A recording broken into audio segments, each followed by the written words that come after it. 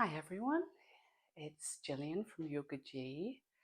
So I wanted to talk a bit about posture in our 50s and how we can correct it, how we can bring some self-awareness to it so that we keep our bodies strong and our posture good.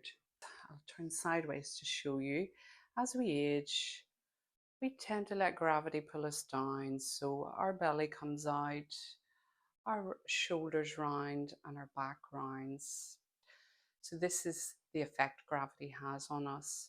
What we want to do, we want to roll those shoulders back, tilt the tailbone in and under and engage your core.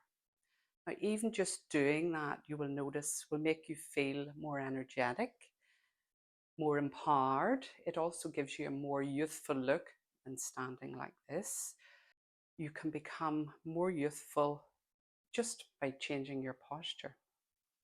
So what we want to do is keep those shoulders rolled back and down. So a good one for that is interlacing the fingers behind the back, pushing the hands down towards the tailbone. So you're rolling the shoulder blades in towards one another.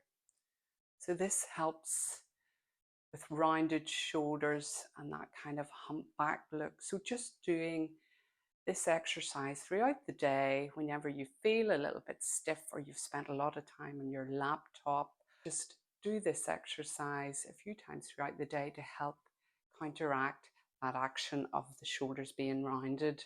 This will help. The other thing is we tend to lose the muscle in our core because we no longer use it. As I say, we just let it hang. Try and be aware throughout the day and squeeze that belly button to the spine. Keep the tailbone tilted in and under.